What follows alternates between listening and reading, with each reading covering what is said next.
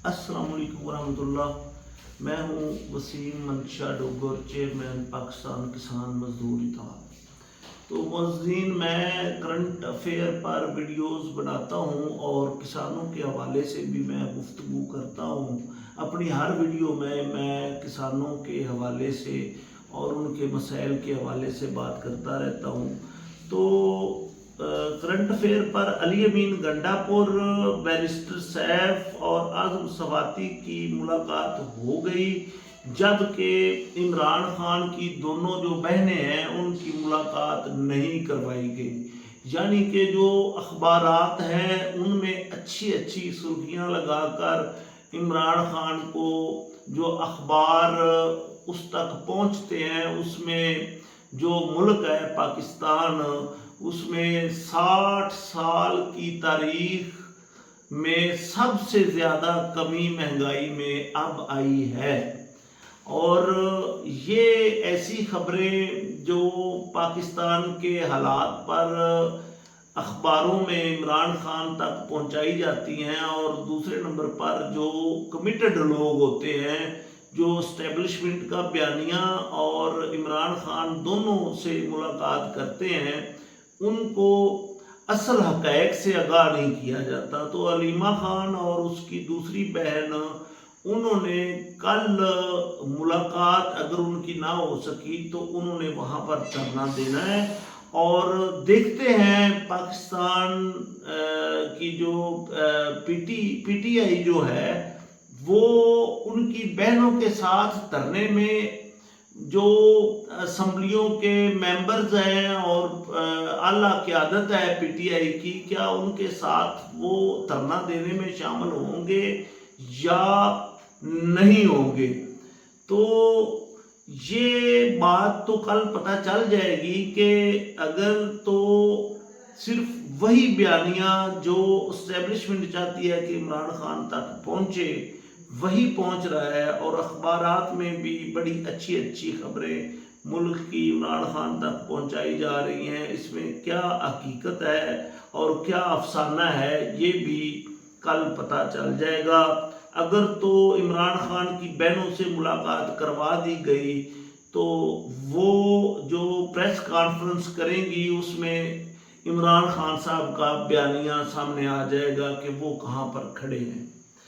तो स्टैब्लिशमेंट के साथ जो है वो मज़ाकरात में इमरान खान साहब आज किस जगह पर खड़े हैं, क्या वो अपने मौक़िफ़ पर कायम खड़े हैं या उससे चंद कदम पीछे आए हैं, ये कल दोस्तों मैं आपके गोशगवार करूँगा। तो जो टैरिफ का मामला है जो पूरी दुनिया पर ट्रंप ने लगाया है, उसकी वजह से स्टॉक एक्सचेंज में पाकिस्तान की तारीख की सबसे ज़्यादा गिरावट आज के दिन में हुई, जो बहुत इंतहाई निचले दर्जे पर थी। और इसके साथ ही मैं दोस्तों आपको बताता चलूं कि मुराद सईद की वापसी हुई है, और मुराद सईद मुतर्रफ हुए हैं केपीके में भी और पूरे पाकिस्तान में भी। मुराद सईद ने एहतजाज का और लॉन्ग मार्च का और अपनी पार्टी में लोगों को एक्टिव किया है, और उसने उनको अपने साथ चलने के लिए अहदो पैमा किए हैं। तो ये भी पता चलेगा चंद दिनों में कि क्या सूरत हाल बनती है।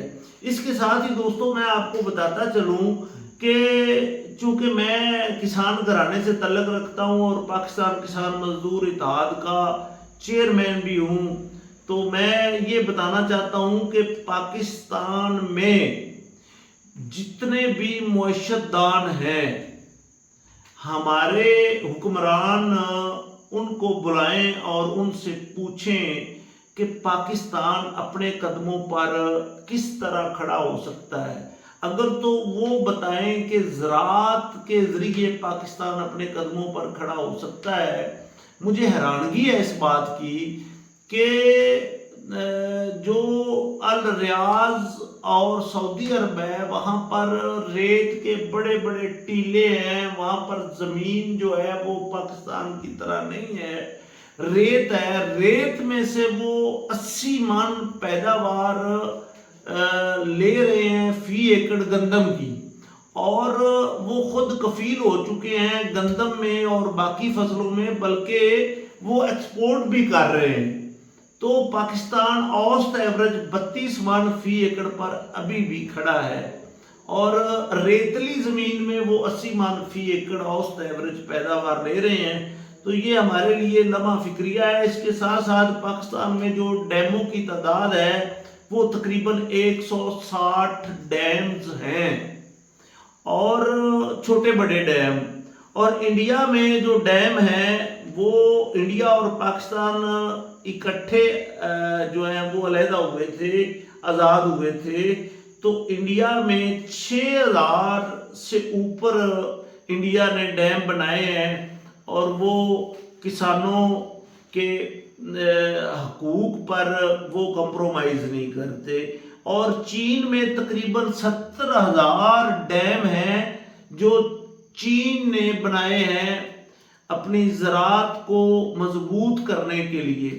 اچھا، اب آپ ایک بات دیکھیں کہ جب بارشیں زیادہ ہوتی ہیں تو ہمارے ملک میں سیلاب آ جاتا ہے۔ اگر ہم اپنے ملک میں ڈیم بنا لیں اور ان بارشوں سے حاصل ہونے والا پانی سٹور کر لیں تو پاکستان کی جو زراعت ہے اس میں بہت زیادہ تبدیلی آ جائے گی۔ جو کسان ہے وہ اپنے قدموں پر کھڑا ہو جائے گا۔ جب کسان اپنے قدموں پر کھڑا ہو گیا تو پاکستان اپنے قدموں پر کھڑا ہو جائے گا۔